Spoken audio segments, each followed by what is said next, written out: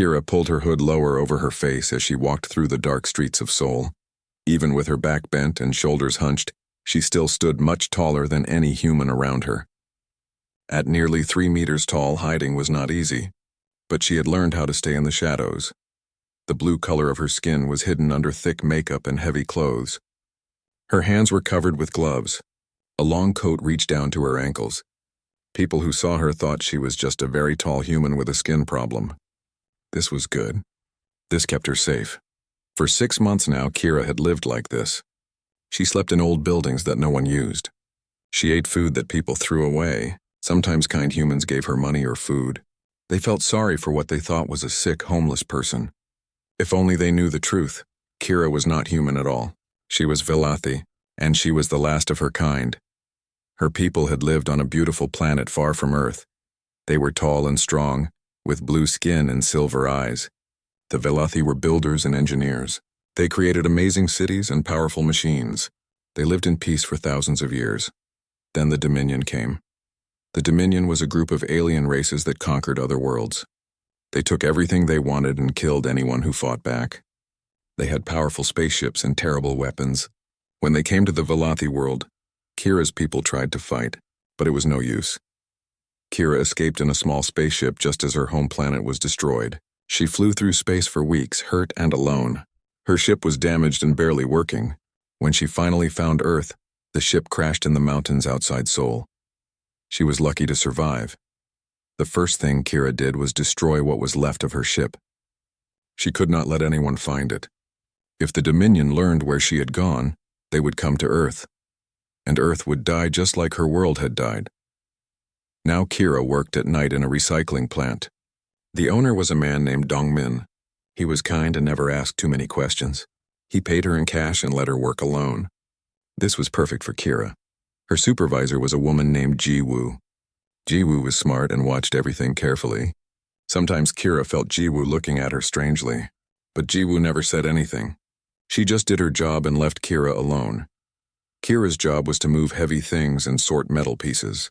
Her Vilathi strength made the work easy. She could lift things that would take 3 humans to move, but she had to be careful not to show how strong she really was. She pretended to struggle with heavy loads. She took breaks like a normal human would. The other workers thought she was just very tall and strong for a human. They were nice to her, but they kept their distance. This was good. Kira did not want to get too close to anyone. Close friends asked questions. Questions were dangerous. Every night after work, Kira walked home through the empty streets. She always took different paths. She always watched for anyone following her. The Dominion had spies everywhere in the galaxy. She could never be too careful. One night, as Kira was walking home, she heard sounds from a dark alley. Someone was shouting, someone else was crying. Kira stopped and listened. She knew she should keep walking. Getting involved with humans was dangerous, but the crying sounded like someone in real trouble. Kira looked into the alley. 3 men had cornered a young man against a wall. They had knives and were taking his money and phone. The young man looked scared and hurt. "Please," the young man said, "I gave you everything. Just let me go." "Maybe we want more than your money," one of the attackers said with a mean laugh. Kira felt anger rise in her chest. On her world, the strong protected the weak. It was the Vilathi way. She could not just watch someone get hurt. Without thinking, Kira stepped into the alley. "Leave him alone," she said in a low voice. The 3 men turned to look at her. Even in the dark, they could see how tall she was. But they were not afraid. They had weapons and thought they could handle 1 person. "Walk away, tall girl," the leader said. "This is not your business." "I am making it my business," Kira replied. The men laughed and moved toward her. The leader raised his knife. Kira moved faster than any human could. She grabbed his wrist and squeezed. The man screamed and dropped his knife. With her other hand, Kira pushed him back. He flew through the air and hit the wall hard. The second man tried to stab her from the side. Kira caught his arm and twisted.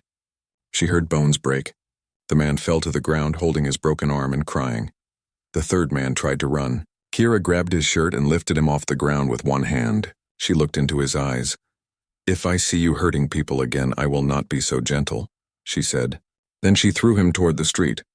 He hit the ground, got up and ran away as fast as he could. Kira turned to check on the young man who had been attacked. He was staring at her with wide eyes. His name tag said his name was Hyunwoo. He worked for a newspaper. Are you okay? Kira asked. Hyunwoo nodded slowly. He was looking up at her face. In the dim light, he could see that something was different about her. Her skin looked strange. Her eyes reflected light like an animal's eyes. And she was so tall and strong. What are you? Hyunwoo whispered. Kira realized her mistake. She had let this human see too much. The hood had fallen back from her face during the fight. Her makeup was smeared. Hyunwoo could see her blue skin and silver eyes. I am just someone who does not like bullies, Kira said. She pulled her hood back up and started to walk away. Wait, Hyunwoo called after her. I want to thank you. You saved my life, but Kira was already gone. She moved through the shadows like a ghost. Behind her, she could hear Hyunwoo calling out, asking her to come back. But she could not stop. She had made a terrible mistake. As Kira walked quickly toward her hiding place, she felt afraid for the first time in months. Hyunwoo had seen her true strength. He had seen her strange appearance. He was a journalist. Journalists asked questions and looked for answers. What if he tried to find her? What if he told other people what he had seen? What if the government started looking for her? Kira reached the old building where she slept. It was empty and falling apart. No one else came here. She climbed the stairs to the top floor and sat down on her old blanket. Through the broken window, she could see the lights of Seoul stretching out below her. For 6 months, she had been safe here. She had thought she could hide forever. But tonight had changed everything. One moment of kindness, one decision to help another person, and now everything was in danger. Kira looked up at the stars through the broken window. Somewhere out there, the Dominion was still conquering worlds and killing people. They thought she was dead. They thought all the Velothi were dead. But if they ever learned the truth, they would come for her, and they would destroy Earth just to make sure she could never escape again. As she sat alone in the dark, Kira made a promise to herself. She would be more careful. She would stay hidden. She would never let her emotions control her actions again. The safety of an entire world depended on her staying invisible. But deep in her heart, Kira knew it was already too late. The young man named Hyunwoo had seen her, and journalists never forgot what they saw. Hyunwoo could not stop thinking about the strange woman who had saved him. For 3 days he had tried to work on other stories, but his mind kept going back to that dark alley. The woman had been so tall and so strong. She had thrown grown men around like they were children. And her face? There had been something different about her face. He started asking questions around the neighborhood where the attack happened. Most people had not seen anything. But one old man who sold newspapers on the corner remembered seeing a very tall person in a long coat walking through the area at night. She comes by sometimes, the old man said. Always alone, always with her hood up. Never talks to anyone. Strange one, that girl. Do you know where she works? Hyunwoo asked. The old man shook his head. No idea. But I've seen her walking toward the industrial area. Maybe she works in one of the factories there. Hyunwoo spent the next day visiting factories and warehouses in the industrial district. At most places, people said they had never seen anyone matching his description. But at a recycling plant, the security guard nodded. Oh, you mean the tall one, the guard said. Yeah, she works night shift here. Keeps to herself mostly. Boss likes her because she's a good worker. Can I talk to her? Hyunwoo asked. She's not here now. Won't be in until tonight. And the boss doesn't like visitors during work hours. Hyunwoo thanked the guard and walked away. But he did not give up. He would find a way to talk to the mysterious woman. She had saved his life, and he wanted to know who she was. Inside the recycling plant, Jiwoo had been watching and listening. She had heard the conversation between Hyunwoo and the security guard. Someone was asking questions about Kira. This worried her. Jiwoo had worked at the plant for 5 years. She knew all the workers. When Kira started working there 6 months ago, Jiwoo noticed things that others missed. Kira was too strong for a normal person. She never got tired. She never got sick. And she always wore gloves even when the work did not require them. 3 weeks ago, something had happened that made Jiwoo sure that Kira was not what she seemed. A heavy machine had fallen over during maintenance. The machine weighed more than a car. It would have crushed the worker underneath if Kira had not been there. Without thinking, Kira had grabbed the machine and lifted it off the trapped worker. She had held it up long enough for others to pull the man to safety. Then she had set the machine down gently. Everyone else thought it was amazing that Kira was so strong. But Jiwoo knew that no human could lift that much weight. No human could make it look so easy. After that day, Jiwoo watched Kira more carefully. She noticed that Kira never ate lunch with the other workers. She never talked about her family or her past. She always left work alone and never told anyone where she lived. Now someone was asking questions about Kira. Jiwoo had a bad feeling about this. That night, when Kira came to work, Jiwoo pulled her aside. "Someone was here today asking about you," Jiwoo said quietly. Kira felt her heart start beating faster. "What kind of someone?" "A young man. Said he was a journalist. He wanted to know where you worked and when he could talk to you." Kira closed her silver eyes and took a deep breath. This was what she had been afraid of. Hyunwoo was looking for her. "Did you tell him anything?" Kira asked. "I wasn't the one who talked to him, but the security guard told him you work here. The man said he would come back." Kira nodded. "Thank you for telling me." "Kira," Jiwoo said carefully, "I don't know what you're running from, but if you need help, you can trust me." Kira looked at Jiwoo for a long moment. She could see kindness in the woman's eyes, but she could also see curiosity. Jiwoo suspected something. Maybe she had already seen too much. "I'm not running from anything," Kira lied. "I just like my privacy." "Okay," Jiwoo said, but her expression showed she did not believe it. For the rest of the night, Kira worked but could not concentrate. Every sound made her look up. Every time someone came into the work area, she thought it might be Hyunwoo or someone worse. By morning, Kira had made a decision. She could not stay in Seoul anymore. It was too dangerous. She would have to find a new place to hide. But as Kira was getting ready to leave the plant, something happened that changed everything. A strange sound came from her coat pocket. It was a soft beeping noise that she had not heard in 6 months. Kira felt her blood turn cold. The sound was coming from a small device she carried with her always. It was part of her crashed ship's communication system. Someone was trying to contact her. Kira ran to an empty storage room and pulled out the device. It was no bigger than a human phone, but it could receive messages from anywhere in the galaxy. The device was supposed to be broken. That was why she had kept it instead of destroying it with the rest of her ship. But now it was working. And it was receiving a message. Kira activated the device with shaking hands. A holographic image appeared in the air above it. The image showed a large alien in military uniform. Kira recognized the species immediately. It was a Dominion commander. "Attention, Velothi survivor," the alien said in the Dominion language. "We know you are alive. We have detected your ship's emergency signal. We are coming to your location. You cannot hide from us forever." The message ended. Kira stared at the device in horror. This could not be happening. Her ship had crashed 6 months ago. The emergency beacon should have been destroyed in the crash, but somehow the beacon had been working all this time. It had been sending out a signal that said, "Velothi survivor here," and now the Dominion had found that signal. They were coming to Earth. Kira fell to her knees in the storage room. Everything she had tried to prevent was about to happen. The Dominion would come to this world. They would find her. And when they were done, Earth would be just like her home planet. Dead and empty, all because she had survived. All because she had brought her broken ship to this innocent world. The humans had no idea what was coming. They had never seen aliens before. They had no weapons that could fight Dominion ships. They would be helpless against an enemy from the stars. Kira had to do something. But what could one person do against the most powerful force in the galaxy? She thought about running again. She could steal a human ship or airplane and go somewhere else on Earth.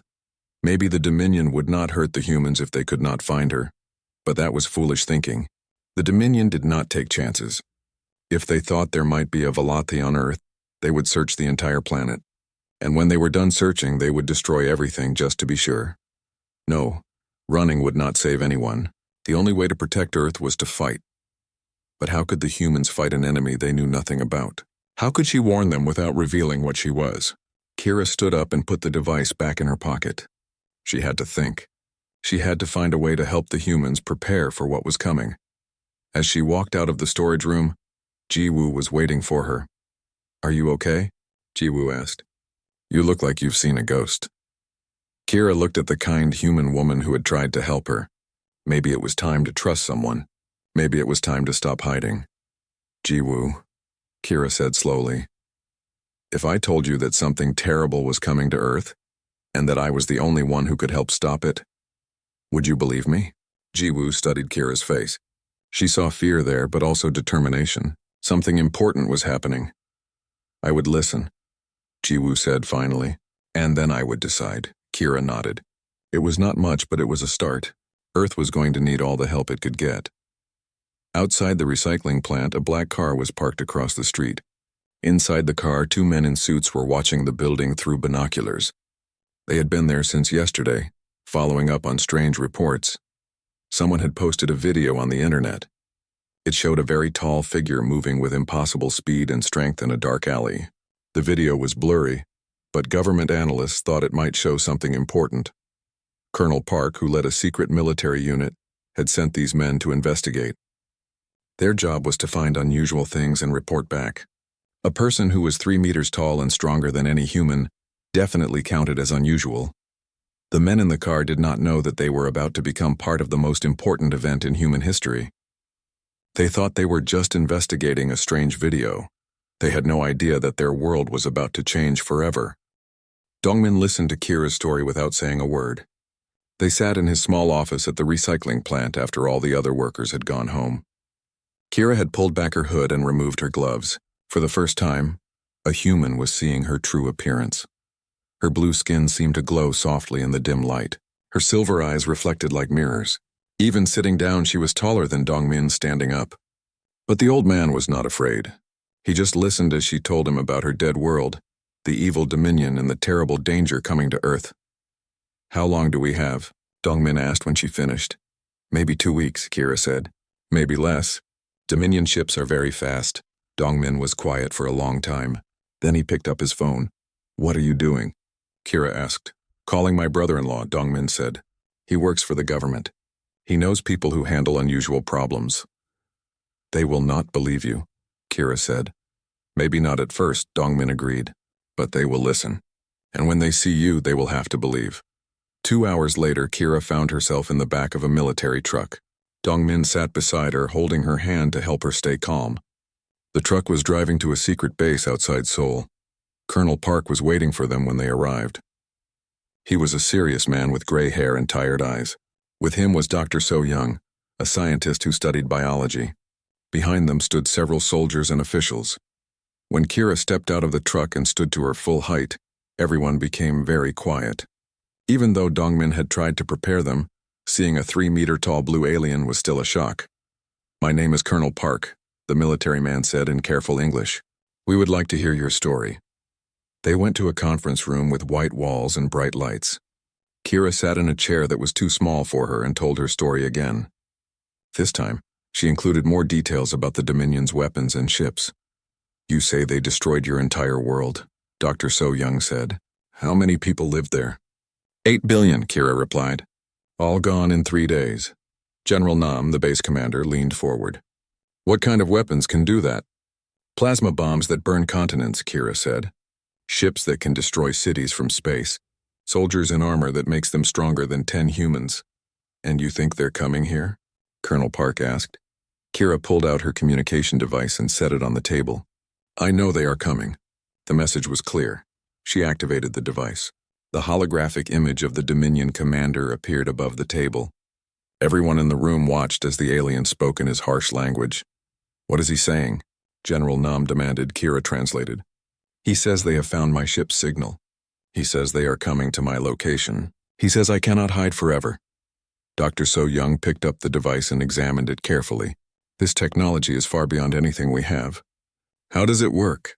It uses quantum signals that travel faster than light, Kira explained. All Dominion ships have these communicators. Could we use this technology to contact other worlds? Dr. So Young asked hopefully. There are no other free worlds, Kira said sadly. The Dominion has conquered everything. My people were the last to fight them and we lost. The room became quiet again. Everyone was thinking about what this meant for Earth. How many ships are coming? Colonel Park asked. Usually 12 for a small world like this, Kira said. Each ship carries 1,000 soldiers and enough weapons to destroy a continent. Our entire military could not fight 12 ships like that, General Nam said. We would need nuclear weapons. Nuclear weapons will not work, Kira said. Dominion ships have energy shields. Your missiles would not even scratch them. Then how do we fight them? Colonel Park asked. My people found a way, Kira said. We created shield technology that could stop their weapons. We also built weapons that could break through their armor. But it was not enough. There were too many of them. Dr. So Young's eyes lit up. Do you know how to build these shields and weapons? Some of it, Kira said. I was an engineer on my world. I helped design the defensive systems. But I would need human scientists to help me adapt the technology. How long would that take? General Nam asked. If we work day and night, maybe we can build basic shields in 2 weeks, Kira said. But only if your governments cooperate. Only if everyone works together. Colonel Park stood up. I need to make some phone calls. Dr. So Young, I want you to start working with... What should we call you? My name is Kira, she said. Dr. So Young, work with Kira to understand this technology. General Nam, contact the Prime Minister. Tell him we need an emergency meeting with world leaders. What should I tell them? General Nam asked. Tell them that Earth is about to be invaded by aliens, Colonel Park said, and that our only hope is another alien who wants to help us. Over the next few hours, the base became very busy. Scientists arrived from universities around the country. Military officers came from different branches of the armed forces. Politicians and government officials started making phone calls to other countries. Dr. So Young worked with Kira to understand Velothi technology. She brought in engineer Taeho, a brilliant man who designed military equipment. Together, they studied the data that Kira showed them on her device. This is incredible, Engineer Taeho said as he looked at the holographic blueprints. These shield generators could protect entire cities. But can we build them with human technology? Dr. So Young asked. Kira studied the materials that the humans had available. Yes, but they will be weaker than the ones my people made. Still, they should stop most Dominion weapons. What about offensive weapons? Engineer Taeho asked. Kira showed them designs for plasma cannons and particle beams. These can break through Dominion armor. But they need a lot of power. We can provide power, Engineer Taeho said. Our nuclear reactors should work. While the scientists worked, Colonel Park was in meetings with government leaders from around the world. At first, many of them did not believe the story. But when they saw video of Kira and heard recordings of the Dominion message, they had to accept the truth. Prime Minister Lee spoke for South Korea. We will share all our technology and resources. This is bigger than any one country. The President of the United States agreed. Our military will work with yours. We'll share everything we have. Similar promises came from China, Russia, Japan, and the European Union. For the first time in history, all the world's governments were working together toward one goal. But even as the cooperation began, everyone knew how difficult the task would be. They had less than 2 weeks to build weapons that could fight an enemy from space. They had to train soldiers to use alien technology. They had to prepare their people for a war unlike anything in human history. Kira worked 20 hours a day with teams of human scientists. She was amazed by how quickly the humans learned. Dr. So Young understood concepts that had taken Kira years to master. Engineer Taeho found ways to improve on Velothi designs using human materials. Your people are remarkable, Kira told Dr. So Young during one of their short breaks. How so? The scientist asked. My people were builders and engineers, but we were not fighters, Kira explained. When the Dominion came, many of us gave up hope. But humans, you never give up. Even when the situation seems impossible, you keep trying to find a way. Dr. So Young smiled. It's what we do. We're stubborn that way. As the days passed, factories around the world began producing shield generators and weapons based on Kira's designs. Military bases started training programs for the new equipment. Cities began building underground shelters for civilians. The news media told people that Earth was preparing for an alien invasion. At first, many people panicked. But leaders like Prime Minister Lee and President Johnson spoke to their citizens with calm determination. We will not go quietly into the night, President Johnson said in a televised speech. We will fight for our world, for our children, for our future among the stars. Hyun-woo, the journalist who had been saved by Kira in the alley, became one of the main reporters covering the story. When he finally met Kira at the military base, he was amazed to discover that the alien who was trying to save Earth was the same mysterious woman who had saved his life. Knew there was something special about you, he told her. I wish we had met under better circumstances, Kira replied. Me too, Hyunwoo said. But I'm glad you're here to help us. On the 10th day of preparation, long-range sensors detected something approaching Earth from deep space. The Dominion fleet had arrived ahead of schedule. 12 ships just as you predicted, Colonel Park told Kira as they watched the sensor readings. They will reach Earth in 2 days, Kira said. Are we ready? Colonel Park looked around the command center where humans and Kira worked side by side preparing for the battle of their lives. We're as ready as we can be, he said. Now we find out if it's enough. The Dominion fleet appeared in Earth's sky like 12 dark stars. Each ship was the size of a small city, black and angular with glowing red lights.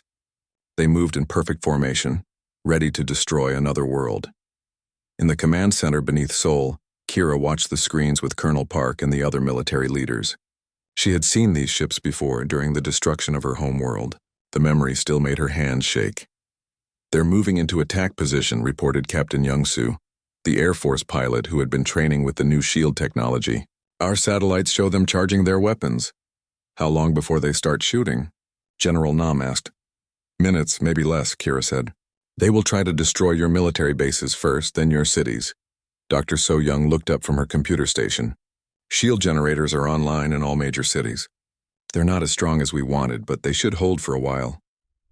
What about the weapons platforms? Colonel Park asked. Engineer Taeho checked his displays. Plasma cannons are ready in 12 locations.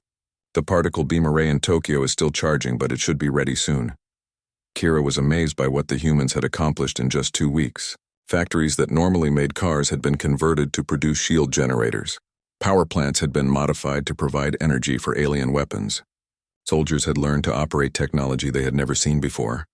Your people did all this so quickly, Kira said to Dr. So-young. On my world, it would have taken months. We had good motivation, Dr. So-young replied with a small smile. And we had a good teacher. Suddenly, alarms began ringing throughout the base.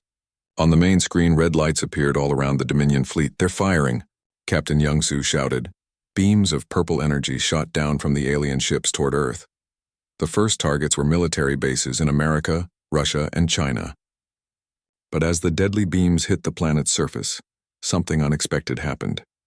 Blue domes of light appeared around the targets. The shield generators were working. The Dominion weapons struck the shields and scattered harmlessly into the atmosphere. In the command center, everyone cheered, but Kira knew this was just the beginning. They will increase power now, she warned. The shields will not hold much longer. She was right.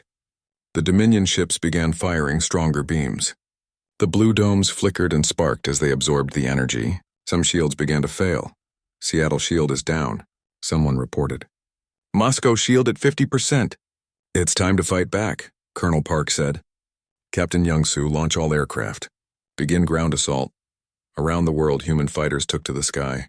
But these were not ordinary aircraft anymore. In 2 weeks, engineers had modified jets and helicopters with Velothi shield technology and weapons. The planes looked strange with glowing blue panels and crystal cannons attached to their wings. Captain Young-soo led a squadron of 12 modified jets toward the nearest Dominion ship. The alien vessel was massive compared to the small human aircraft, but the pilots were not afraid. Remember your training, Young-soo said over the radio. Stay close to each other. Use your shields to protect each other. Aim for the red spots on their hull. The human jets opened fire with their new weapons. Bright beams of energy struck the Dominion ship's shields. At first, nothing seemed to happen. The alien shields absorbed the attacks easily. But then something amazing occurred. The combined fire from all 12 jets began to overload the ship's defenses. The alien shields flickered and weakened. It's working, Young-soo shouted. Keep firing! Other squadrons around the world were having similar success. The Dominion had never faced coordinated resistance before. They were used to destroying helpless worlds, not fighting enemies who fought back with their own technology. On the ground, the massive weapons that Engineer Taeho had built began to fire. Plasma cannons in Seoul sent streams of energy toward the alien ships. Particle beams from Tokyo and London joined the attack. The sky filled with light as human and alien weapons fought each other. In factories around the world, workers continued building more shields and weapons, even as the battle raged overhead. A factory worker named Yunji had suggested a way to make the shield generators more efficient. Her idea was now being used in emergency shield systems across the planet. "We need more power for the Tokyo beam," Engineer Teiho called out. A young student named Junho, who had been helping coordinate civilian evacuations, ran to his computer. "I can reroute power from the subway system. The trains aren't running anyway." Within minutes, the Tokyo particle beam was firing at full power, striking one of the Dominion ships directly in its main engine. Kira watched all of this with growing amazement. Her people had been brave, but they had never worked together like this. Every human seemed to know exactly what to do. They shared ideas instantly. They helped each other without being asked. They never gave up even when things looked impossible. "How do you do it?" Kira asked Dr. So Young as they watched the battle reports. "Do what?" "Work together so well. On my world, it took committees and meetings to make decisions. But your people just do what needs to be done." Dr. So Young looked at her screens where she was tracking shield status across the planet. "Maybe it's because we know we're all in this together. There's nowhere to run, so we have to fight." The battle continued for hours. Several human cities lost their shields and suffered damage. But the humans kept fighting back. More importantly, they were learning. Yunwoo, reporting from a rooftop in Seoul, watched as human tactics changed during the battle. "The pilots are getting smarter," he said into his camera. "They're working together better than they did an hour ago." He was right. Captain Young-soo and his fellow pilots had discovered that if they attacked in specific patterns, they could break through alien shields faster. They shared this information instantly with pilots around the world. "Form up in Delta formation," Young-soo ordered his squadron. "Target the shield generators on the bottom of their ship." The human jets moved like a school of fish, each pilot knowing exactly where the others would be. Their combined firepower focused on weak points that Kira had identified. One by one, sections of alien ship armor began to break apart. On the main Dominion flagship, Admiral Zek was experiencing something he had never felt before: doubt. His fleet had destroyed hundreds of worlds. No planet had ever fought back like this. "How are they using our own technology against us?" he demanded of his officers. "They must have found Velothi survivors, Admiral," one officer replied. "There is no other explanation." Admiral Zek's face became angry. "Find those survivors and kill them. If we cannot take this world easily, we will destroy it completely." The Dominion ships began charging their planet-killer weapons. These were bombs that could crack continents and boil oceans. If they used these weapons, Earth would become uninhabitable. In the command center, Kira saw the energy readings and felt her heart sink. "They are preparing to destroy the whole planet," she said. "If they cannot conquer Earth, they will make sure no one can live here." "How long do we have?" Colonel Park asked. "Maybe 30 minutes, Kira replied. "Then we end this now," General Nam said. He turned to Admiral Seok-jin, who commanded the Korean Navy. "Is your fleet ready?" Admiral Seok-jin nodded. "All ships are in position. The underwater launch platforms are loaded." What happened next surprised even Kira. Hidden beneath the ocean, human submarines and underwater platforms began launching missiles. But these were not ordinary missiles. They had been equipped with Velothi technology and aimed at the exact weak points on the Dominion ships.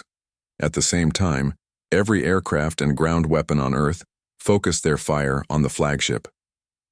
The combined attack was more powerful than anything the Dominion had ever faced. The flagship's shields failed completely. Human weapons began tearing through its hull. Explosions rippled across the massive ship as its own power systems overloaded. "Impossible," Admiral Zek shouted as his bridge filled with smoke. "How can these primitives defeat us?" But the humans were not finished. Captain Young-soo led a desperate attack directly at the flagship's main weapon, the one that could destroy continents. His squadron flew straight through the ship's defensive fire, taking heavy losses. "This is for Earth," Young-soo shouted as his damaged jet slammed into the alien weapon system. The explosion could be seen from space. The flagship's main weapon was destroyed, along with its ability to crack planets. The other Dominion ships, seeing their leader damaged and their secret weapons ineffective, began to retreat. "They're running," someone shouted in the command center. But Admiral Zek was not ready to give up. As his ship limped away from Earth, he sent a message to the rest of the Dominion fleet. "All ships," he broadcast. "This world has dangerous technology. We must return with a larger fleet and destroy it completely." In the command center, Kira translated the message for the human leaders. "They will come back," she said, "and next time they will bring 100 ships instead of 12. Colonel Park looked around the room at the tired but determined faces of his people. "Then we'll be ready for them too." For the first time since her world was destroyed, Kira felt something she had thought was lost forever: hope. 3 months after the battle, Kira stood on the observation deck of Earth's first space station. Through the large windows she could see the planet below, blue and green and beautiful. But more importantly, she could see the ships being built in the orbital shipyards around the station. These were not human ships anymore, and they were not Velothi ships either. They were something new. Human engineering combined with Velothi technology had created vessels unlike anything the galaxy had ever seen. "The first battleship will be ready for testing next week," Engineer Tejo said as he joined Kira at the window. "We're calling it the Unity." Kira smiled at the name. It was perfect for a ship built by humans and aliens working together.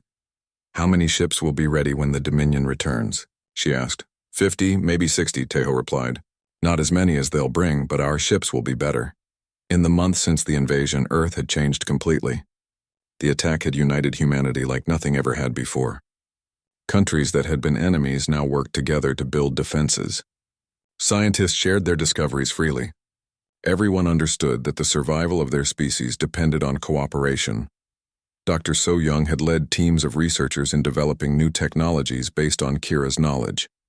They had created shields that were stronger than anything the Velothi had built. They had designed weapons that could punch through Dominion armor like paper, but more importantly, they had learned to think like warriors. The peaceful humans who had been unprepared for galactic war had become a force that even the Dominion feared. "Ambassador Han Na is ready to see you," a voice said behind them. Kira turned to see Captain Young Su approaching. The pilot had survived his attack on the flagship, though his leg had been badly injured. Now he worked as a liaison between the military and the new diplomatic corps. "How did the meeting with the Alterans go?" Kira asked as they walked toward the conference room. "Better than we hoped," Young Su replied. "They want to join the alliance." The Alterans were a bird-like species that the Dominion had conquered 50 years ago. When word of Earth's victory had spread through the galaxy, hidden resistance groups had begun contacting the humans. It turned out that many species were ready to fight back against their oppressors. They just needed someone to show them it was possible. In the conference room, Ambassador Han Na was finishing a call with representatives from 6 different alien worlds. The screen showed a variety of strange faces, some reptilian, some insect-like, some that looked almost human. "The Centaurians have agreed to provide raw materials for ship construction," Han Na reported. "The Vegan traders will handle supply runs, and the Tau Ceti colonies are offering their mining facilities." Kira listened with amazement. In just 3 months, Earth had gone from an unknown world to the center of a growing rebellion against the Dominion. Dozens of species were now working together to build a fleet that could challenge the galaxy's greatest empire.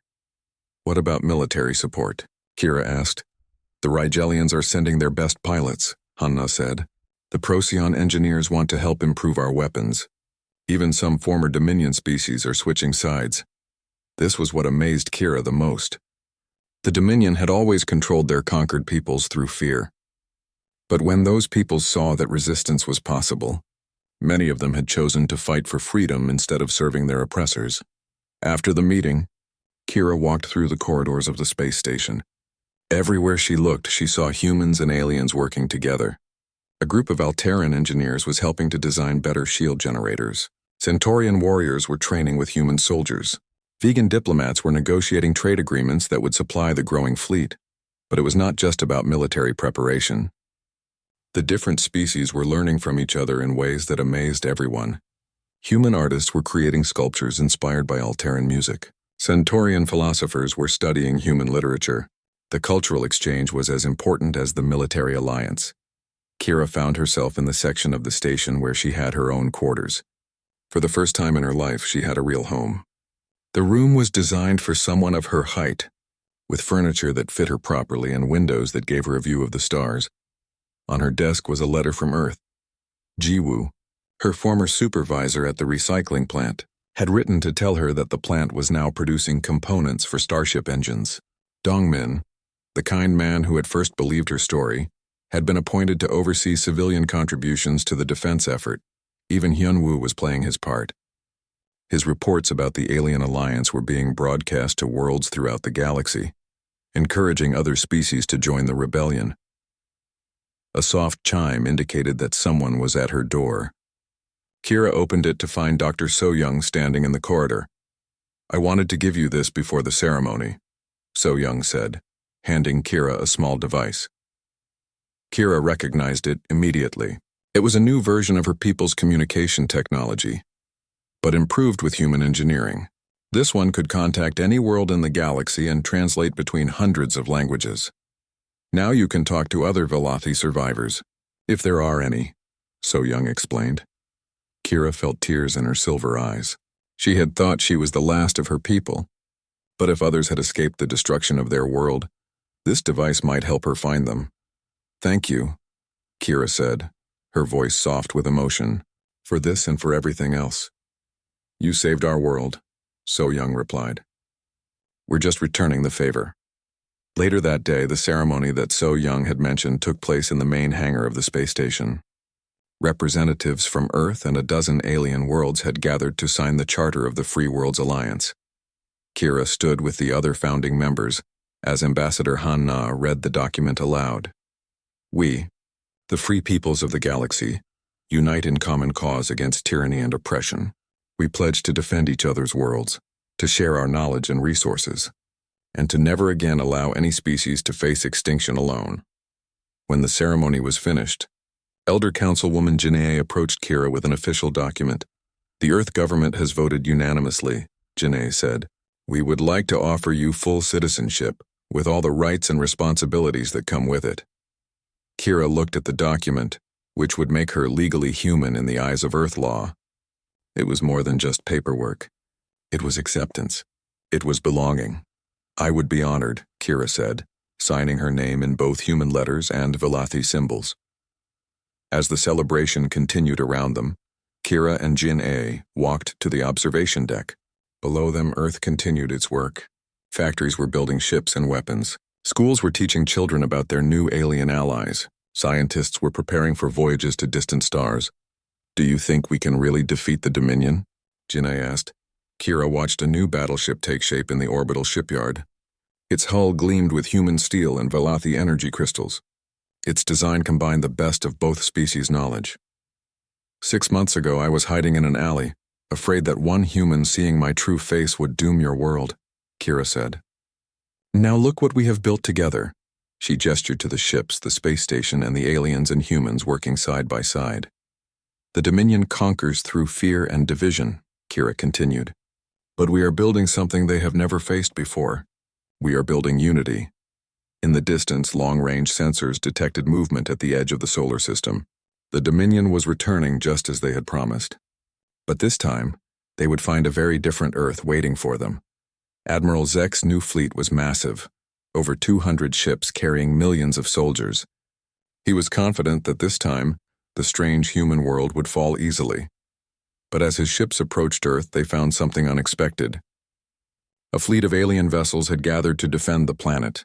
Ships from dozens of different worlds all working together under human command. "Impossible," Admiral Zek muttered as his sensors showed him the size of the defending fleet. How did they convince so many species to fight? On the bridge of the Unity, Earth's flagship, Kira stood beside Captain Young-soo and Admiral Seok-jin. Around them, humans and aliens worked together at control stations, preparing for the battle that would decide the fate of the galaxy. "All ships report ready," Young-soo announced. "Alliance fleet in position," added an Alteran tactical officer. Kira activated the communication system that Dr. So-young had given her. Her voice was broadcast to every ship in both fleets. "Dominion forces," she said in the common galactic language. "I am Kira of Velith, last daughter of the free worlds. You destroyed my people, but you could not destroy our hope. Today that hope has grown into something you cannot defeat." She switched to the Alliance frequency. "All ships, this is Kira. My people once stood alone against tyranny and fell, but we do not stand alone today. Today we fight as one. Today we win as one. The greatest battle in galactic history was about to begin. But for the first time since her world died, Kira was not afraid. She was surrounded by friends, fighting for a home she had chosen, defending a future where no species would ever have to face extinction alone. The Dominion had created their own destruction the day they scattered the Velati to the stars. They had thought they were eliminating a threat. Instead, they had planted the seeds of their own